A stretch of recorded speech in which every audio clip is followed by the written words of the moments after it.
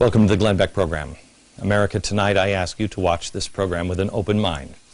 I ask you to put your partisan differences aside and really listen, and then do your own homework. Don't take my word for it. Research yourself. This is far too important. The topic tonight and tomorrow night, George Soros. There are things that are happening in this country that don't make sense. Van Jones said something that bothered me over the summer. I mean, he said a lot of things over the years that have bothered me, but one comment in particular over the summer stuck with me, and it was this. You handle the top down, but it's also bottom up and inside out. Top down, bottom up, and inside out. So now your challenge as you leave here, our challenge, is to take care of that bottom up part and that inside out part, the heart part. It's bothered me because I know who this guy is. He's a communist revolutionary, a guy who pined for the days of Stalin. The Iron Curtain went down. Something's wrong there. Well, it really bothered me until recently when I started looking into all the George Soros connections and the size and the scope of his reach. And let me tell you something. I said to you, read up on George Soros. There's plenty of ways to read about him. These are all books about George Soros, many of them written by him. So there's no shortage of information, and read them. Read them. The comment doesn't bother me anymore. I understand what it means, and that's why that comment now frightens me, and I will put it into perspective tonight and tomorrow. Pull back the curtain and reveal what that actually means, and it will terrify you. There's a couple of other things that you'll understand. First of all, in 2003, Soros and a partner funded the new $5 million liberal group, MoveOn.org. Well, MoveOn.org, what exactly is that? Well, you remember it. This is the group that originally called General Petraeus General Betrayus. It was despicable. Well, who had they tapped for the executive director of MoveOn.org? This guy, Zach Exley. I've never heard of him before. Do you know who he is? Well, he previously had trained activists for the anarchist group, the Ruckus Society. These are the riots in Seattle, helped orchestrated by this guy. More on that in just a minute. Oh, by the way, he's also a blogger for the Huffington Post, which is interesting because the Huffington Post gets money from George Soros. Oh, and he's also a fellow with the George Soros Open Society Institute. Violent radicals. Oh, and by the way, it's just not that phrase that came. George Soros has been following him as he originally funded the Ella Baker Society, or the Center for Human Rights. And then, of course, he was on the Apollo Alliance. And then when he got fired from the White House, he went to Center for American Progress, which is also funded by George Soros. Radicals. Radicals. Oh, the Open Society Institute, in case you don't know what this is, don't worry, you will in the next couple of days. The Open Society Institute is George Soros' most important group. It is really spectacular. It is his philanthropist arm. This is where he looks for Mother Teresa to give out his precious money. And boy, did he find Mother Teresa. Well, not exactly. He found, to head this organization, the founder of the violent activist group SDS, Students for a Democratic Society. You don't know what they did in the 60s? You will. One string, $425 million every single year.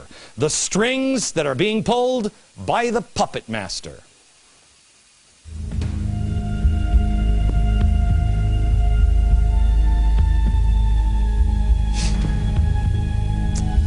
Hello, America. There are a few working parts to a puppet show.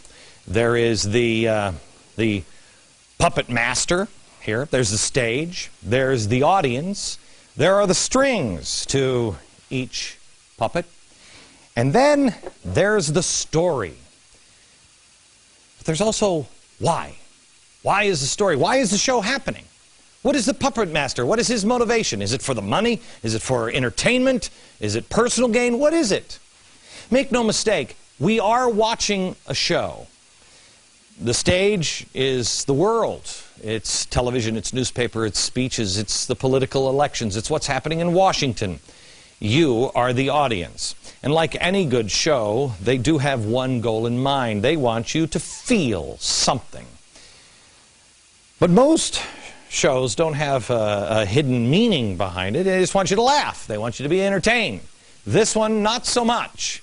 At the end of the show, you have a choice to make. They want you to get up from your seats. Of course, they have in mind what they are planning on you choosing, and they are just using this stage to try to make the case and convince you of it. It's really propaganda. Here's the propaganda book. Here it is. This is actually from one of Wilson's. Nasty, nasty guys. This is the book that I've told you before on propaganda that Hitler used. Goebbels. I just want to show you in propaganda, this is D. Now this is what's taught in schools. D. Democracy is administered by the intelligent minority who know how to regiment and guide the masses. That's great. This is Edward Bernays. Let me give you the whole quote here. He says, the conscious and intelligent manipulation of organized habits and opinions of the masses is an important element in a democratic society. Those who manipulate this unseen mechanism of society constitute an invisible government. An invisible government, maybe almost a shadow government, remember that, which is the true ruling power of our country. Do we have a shadow government? Answer it now. Remember how you answer it. And then answer it again after today's show and tomorrow's show. The question is, do we have a shadow government? And if we do, who are those intelligent minority that is guiding us through? And where are they guiding us to? If you skip past all of the puppets and the strings, if you stop looking at the puppets themselves, you have to see who's behind the puppets. Who is choosing the puppets and the players? Who's the puppet master? George Soros. Now, I am sure that this will be called a conspiracy theory, and quite honestly, a year ago, 2 years ago, I wouldn't have believed it myself. But it is right out in the open. I encourage you, do not take my word for this. Do your own research, and don't go to conspiracy websites or anything else. Go to his own books. Go to the biographies written about him. Go to things that are well documented, like 60 Minutes. Things that are well known for their accuracy. We have all of the materials that put this show together at glennbeck.com and in my free email newsletter. I want you to see the footnotes on this program. Do not take anything I say as gospel tonight. I want you to decide for yourself. I want you to question with boldness. Is George Soros a man who says, yes, you will be perfect and you will be perfect? Is he really a puppet master? And if he is, how does he control? How does he control? Well, let's start with this. Let's just take a couple of examples here on what George Soros has said and then see if there's any connection to anything. Soros spoke at Columbia University. He talked about an urgent need for campaign finance reform. I want you to remember, questioning our elections is important to George Soros. You'll understand in about 20 minutes. Well, he wanted to have campaign finance reform. He thought it was important. He spoke at Columbia University about it. Well, Open Society, his little group, Open Society, started by the guy with SDS, it was one of only a handful of groups who spent $123 million to push finance reform.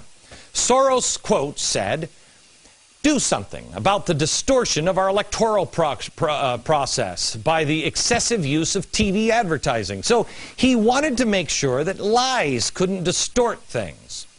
Well, it wasn't long after that speech at Columbia University that, lo and behold, Senator Russ Feingold, a progressive, and a few months later, with John McCain, a Republican progressive, came with a proposal in hand for what would eventually become the McCain-Feingold Act.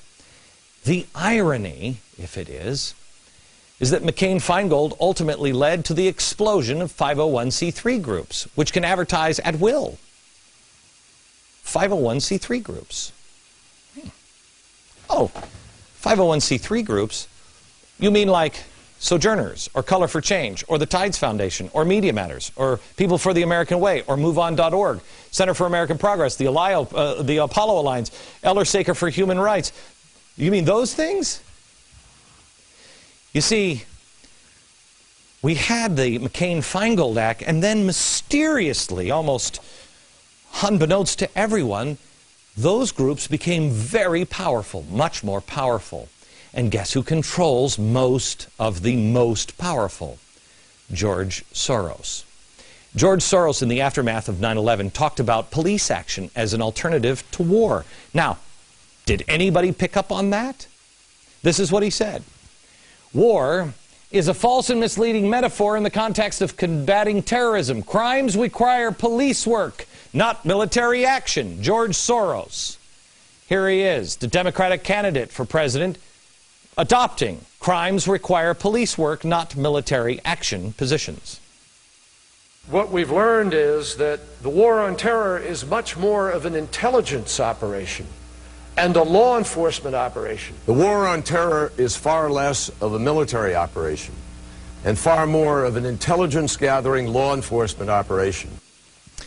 And that's what we have now in our office. Starts with George Soros. Days after President Obama was elected, George Soros again set the agenda. He said, quote, "I think we need a large stimulus package which will provide funds for state and local government to maintain their budgets because they are not allowed by the Constitution to run a deficit. For such a program to be successful, the federal government would need to provide hundreds of billions of dollars. In addition, another infrastructure program is necessary. In total, the cost would be between $300 and $600 billion range." Well, what was on the first thing on his agenda? The $787 billion stimulus bill. Gee, I remember this, and I remember saying at the time, who wrote this? It was too complex. It was too early in his, oh yeah, that's right, the Apollo Alliance. Where does the Apollo Alliance come from? The Tides Foundation. And where does the Tides Foundation get a lot of their funding? George Soros. Soros also heavily promotes green jobs and cap and trade.